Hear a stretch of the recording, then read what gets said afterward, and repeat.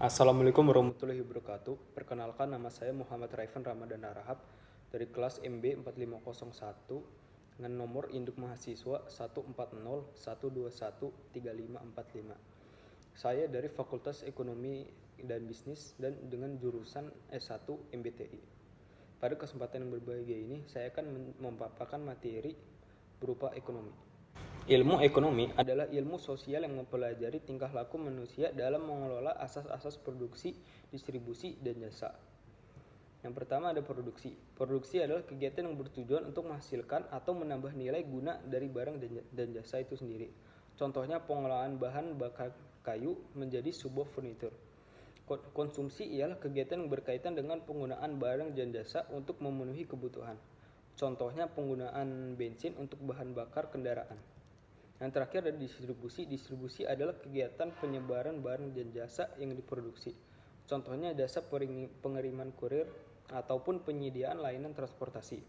Ilmu ekonomi sendiri memiliki arti yang beragam. Salah satunya ada dari ilmu terkenal yaitu Georgi Menke.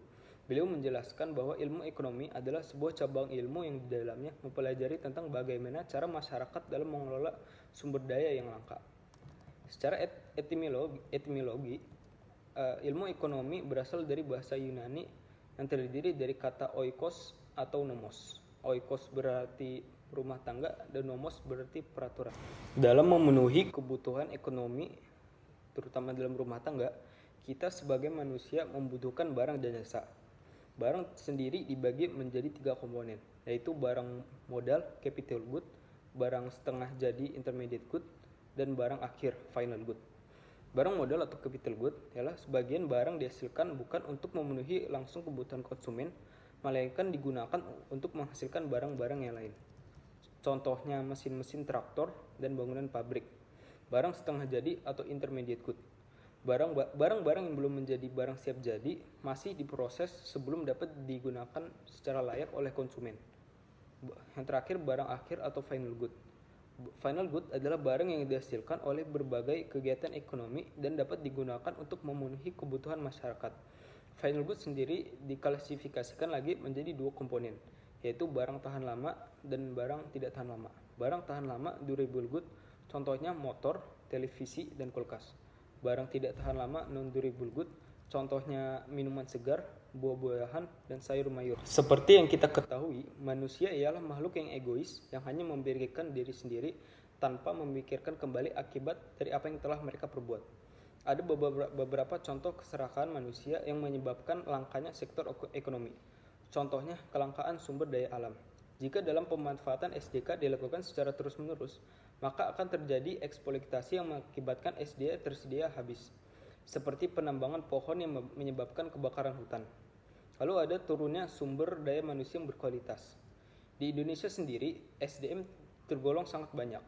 Namun, SDM dengan kualitas yang tinggi jumlahnya sedikit jika dibandingkan dengan kebutuhan di pasar tenaga kerja. Akibatnya, terjadi kenaikan harga jual, contohnya minyak atau bahan bakar yang mengalami kenaikan BBM. Harga sebabnya banyaknya permintaan yang akan menguras BBM tersebut. Di penghujung materi, saya akan memaparkan materi berupa ruang lingkup ekonomi. Ruang lingkup ekonomi dibagi menjadi 2 bagian, yakni ekonomi mikro dan ekonomi makro. Ekonomi mikro adalah ilmu ekonomi yang mempelajari bagian kecil atau aspek individual dari kegiatan perekonomian. Contohnya pasar. Pasar merupakan tempat penjual dan pembeli melakukan transaksi jual beli. Lalu ada ekonomi makro.